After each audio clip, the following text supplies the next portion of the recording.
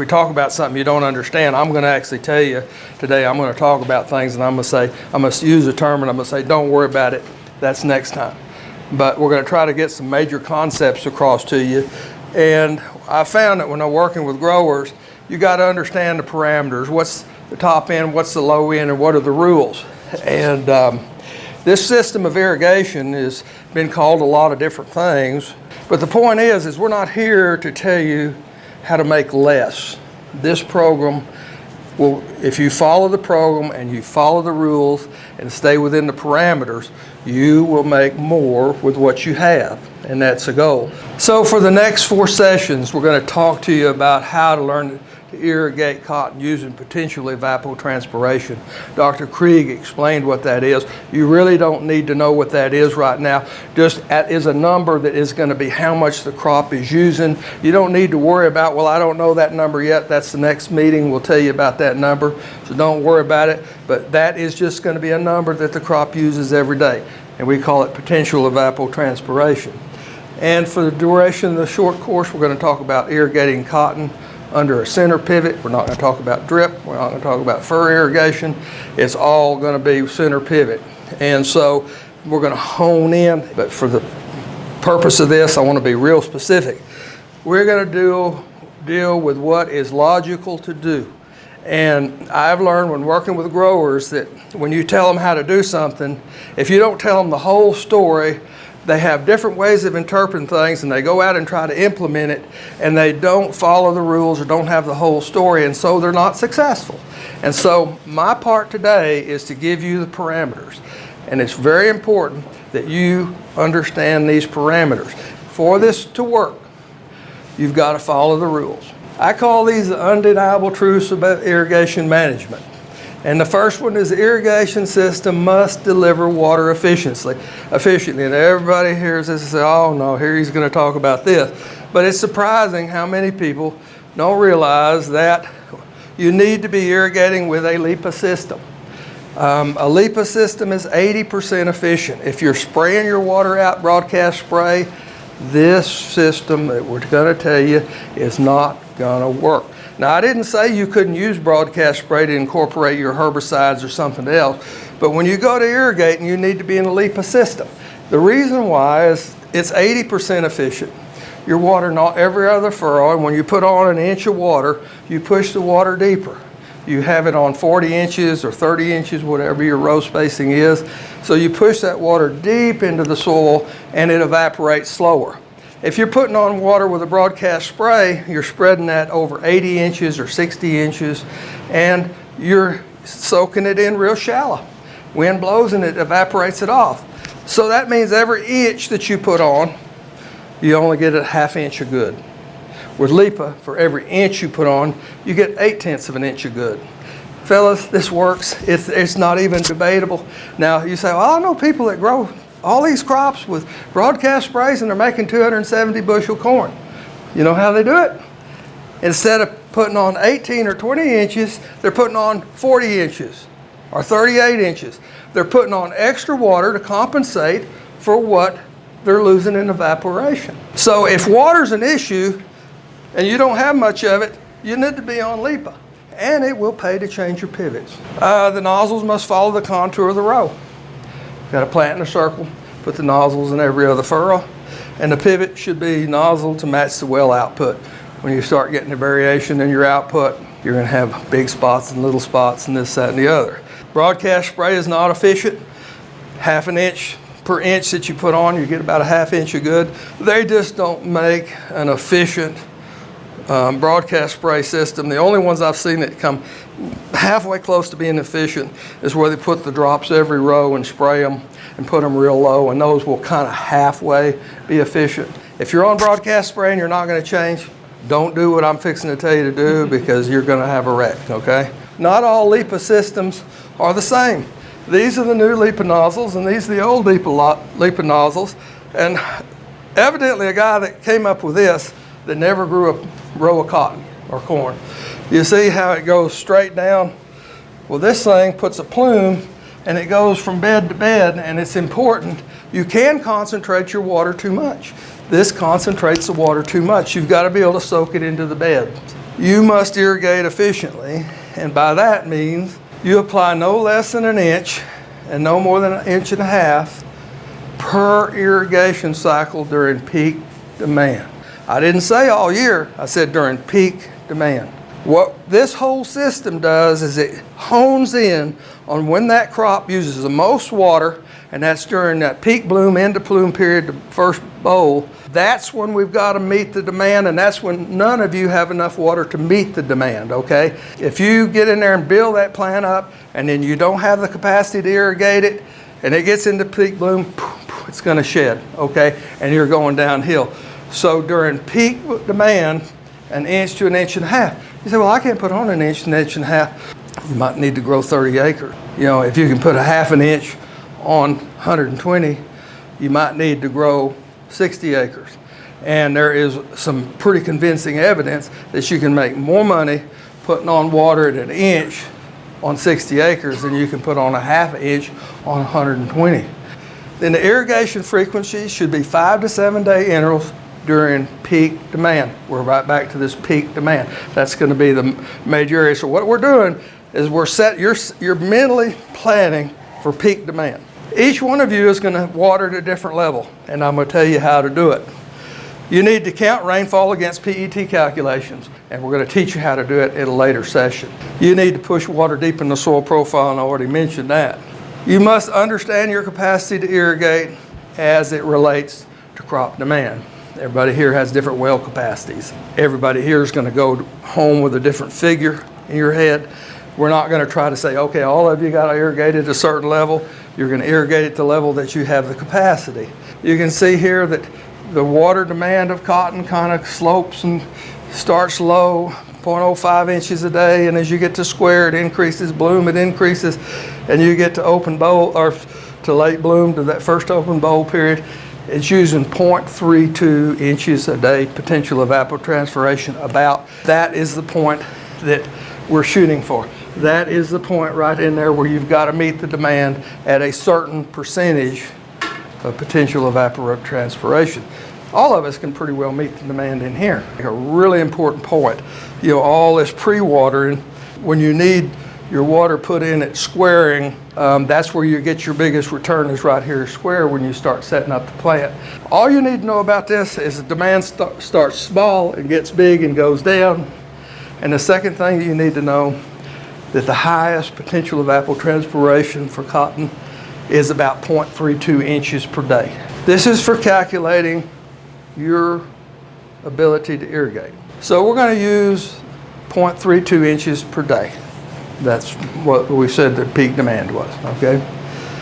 Times 7 days a week, it's going to take 2.24 inches per week to meet 100% of the demand. So if you were going to try to grow 4 bales per acre, or the most crop you could grow, you'd be irrigating at 2.24 inches a week during peak demand. We're going to assume the irrigation capacity, I'm going to use 1 inch a week.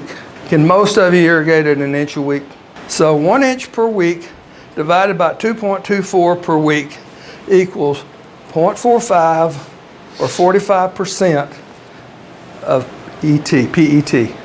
So you will be irrigating at 45% of PET.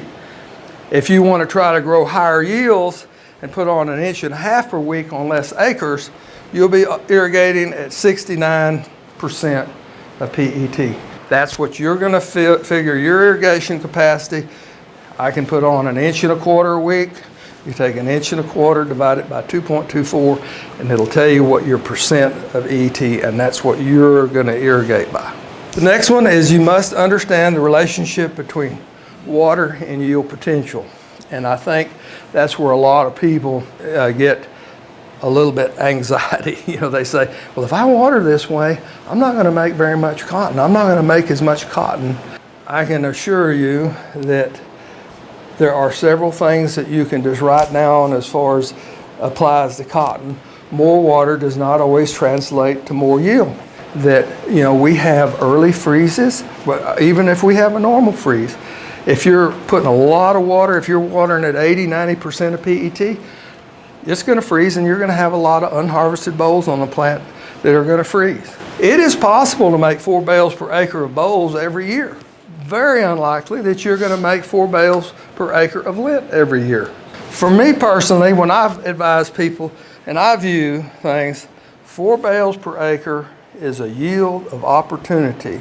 And once you start to implement this system and learn how to use irrigation at PET, you're going to recognize when you have the opportunity to make 4 bales, you can change your irrigation program and you can shoot for that goal. But to try to irrigate at 90 to 100% ET to shoot for 4 bales per acre, what you're going to do is you're going to make 4 bales one year, and the next 5 years you may make 3 bales one year, then there'll be a year you make a bale, but you're going to have all those extra bowls and immaturity that you're going to take to the gin, and it's going to make an immature crop.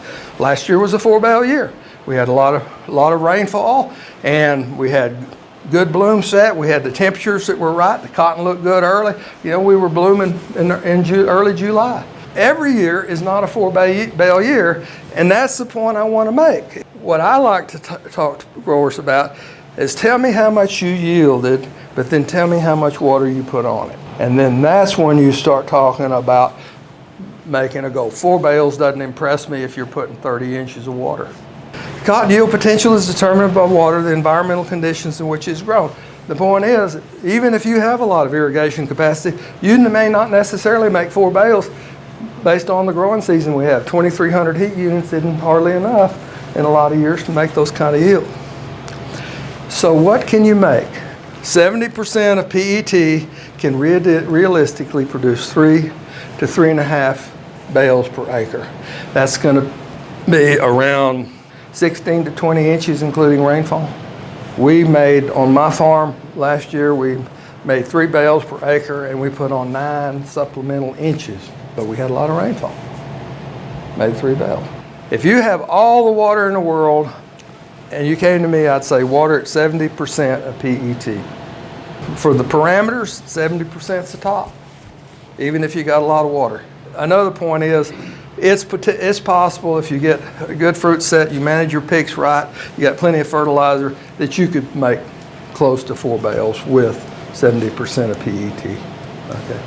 60% of PET is where I irrigate, and it'll make 2.5 to 3 bales per acre pretty consistently. I always say, I know I'm using as little water as I can use and meet the demand of the crop, because we're following a 60% PET. If I make the same yield as the guys that are putting on a lot of water, and I put on less water, as far as I'm concerned, I did as good as I can do in that growing season, and that's my benchmark. 50% of PET can realistically produce 800 to 1,100 pounds. Folks, that is the bottom. What happens, you can do well at less than 50% PET, but you're really relying a lot on rainfall. Do on 50% of PET, what are we talking about? 5 to 7 day irrigation intervals at peak demand. You're going to follow that rule here, and you're going to follow the rule of 1 inch to 1.5 inches per 5 to 7 days at a minimum. With those rules in mind, those are your upper and lower limits. Some people like to think of gallons per minute per acre. I just think of how many inches can you put on in a week, okay, is the way I use it. But if you're at a gallon per minute per acre guy, this shows you the number of acre inches per week. It takes about 4 gallons per minute per acre to put on 1.5 inches a week. That's going to be 70% of ET. It takes about 3 gallons per minute per acre to put on 1 inch 12 per week, and that would be 53% of PET. If you really got a lot of water, 7 gallons, you're going to 124% of PET. Irrigation levels above 70% of PET significantly increases the likelihood of immature and unopened bowls at the time of a kill and freeze. Irrigation levels below 50% of PET, or when irrigation levels are stretched to greater than 7 days at peak demand, increases the likelihood of unpredictable yield. There's a couple critical points where you need to be able to manage your water, and one of them is prior to flower. This is really important for you to understand so you can make this system work. And yield goals are not predictable when the irrigation system is inefficient and by broadcast spray, okay? To achieve consistent results when irrigating at a percentage PET, you must follow the rules. And so if you say, I'm going to try to adopt this new practice, and let's say I'm going to plant my cotton broadcast. But when I plant it broadcast, I'm going to have to put it on spray. You take the one biggest water limiting factor that you have, gone from a 80% efficiency to a 50% efficiency, just form the 40-inch rows and forget the broadcast. Fill the soil profile prior to flower. The reason is you don't have the irrigation capacity to irrigate it 100% ET. If you did, you wouldn't have to worry about this. The only money in the bank that you have is water in the soil. If you can't meet the demand at 100% of ET and you're watering less of what the crop needs, you're going to have to get water somewhere. This is nothing but a strategy. You've got to fill the soil profile prior to first flower, at least come close to it. Because what's going to happen is you're going to water at 50% or 60% or 70% of ET, and the soil is going to provide a percentage of that water that you can't provide. And that's why this system will give you higher yield. So you've got to fill the profile, you've got to know if it's full, and you've got to check it. This is the field capacity, shows 4.8 inches in the soil. What I like to use is about 1 inch to 1.3 inches per foot of available moisture. So that means that you could have between 3 and 3.9 inches in the top 3 feet. Top 3 feet is what you need to concentrate on. That's your reserve moisture. If you were making 50 pounds an inch and you have 4 inches in reserve, just round numbers, there's 200 pounds. When you're irrigating at less than 100% or you're irrigating at 60 or 70%, you've got to have that reserve to keep the plant from going into stress. But you've got to fill the profile, and that's all I really want you to go away with. So when do you fill it? Well, we're going to do 2 things. One of the biggest benefits, places to irrigate, is around that first square period. That's where you get that yield response, and that's when we're going to fill that profile. You fill it 20 days, and then you, versus 60 days, there's going to be about 30 or 40 days in there that you're going to have all that wind effect on that cotton, and you're going to lose more of it. So what we're going to do is we're going to come in here at first square, and we're going to fill the profile. So there's a couple ways to do it. It's called water balance. So we want to have that profile fill. Well, obviously, what we do is we select a point in here where the demand is actually less than what we can irrigate. There's no way you can fill the soil profile if the demand is 1/4 inch a day and you're putting on 1/4 inch a day, you're just breaking even. So you say, well, how do I know when to do it? Well, what's your irrigation capacity? Let's say you determine that you only have left 1 inch per foot, and so you're going to put on 2 or 3 more inches prior to bloom. Well, if it takes you a week to put on 2 or 3 inches, you're going to back in here and say, okay, you're going to go out there and look at the cotton and see if it's squaring, and it takes 21 days from square to first flower. And so when you see those first squares, you need to be filling those first little tiny squares. You need to be starting and filling that profile. The point is, you got to fill the profile. This thing won't work if you don't fill the profile. You need to push water deep into the soil profile, and we're going to bank water. No less than 1 inch, no more than 1.5 inches during peak demand. When you get to the end of the season, you're going to be watching your PET, and you're going to actually stretch that a little bit because the crop's not using much, okay? So instead of putting 1 inch, you may only put 3/4 inch a week, okay? Don't want you to go home thinking that you got to put 1 inch a week. It's only during that about 2-3 week period that you have to have that capability. If it rains 1 inch, 1.5 inches, you don't irrigate it. Early in the season and late in the season, we're going to slide those numbers around. You don't have to irrigate 1 inch in a week, but you have to have the capability to irrigate 1 inch to 1.5 inches a week at peak demand. 5 to 7 day intervals. That'll change a little bit when we get into a period when the crop's not using as much water. You'll get into, we'll irrigate this stuff right up to first open bowl when you use a percentage of PET, because you will have used up your soil reserve. And so you'll actually irrigate a little bit up to first open bowl to mature those bowls out and mature that fiber. And so we may go at the end of the year when the demand is only like 0.1 inches, a day. That'd be 0.7 inches a week times 60% of ET. That's 0.42 inches. I may go 9 or 10 days and get it up to 3/4 of an inch, because I like to put at least 3/4 of an inch at the minimum, and I'll stretch my days at the end of the season. Just got to know when you can do it. You can't do it in peak demand. You need to probe the soil ahead of the pivot, determine the amount of soil reserve that you have, and you need to also probe it behind the pivot, determine the amount of soak, how far you're pushing water into the soil. Okay, if you're broadcast spraying, that you don't push water very deep. This is going to be the best 4 hours that I think you spend, at least I hope it is. We want you to go away and be able to put this into use this year.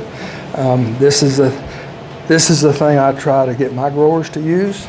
And I'll tell you one thing, there's a lot of little gadgets you can buy to help you irrigate. Let me tell you, there's nothing that comes in a cardboard box that beats what we're going to show you today. Nothing. Okay? That's all I have.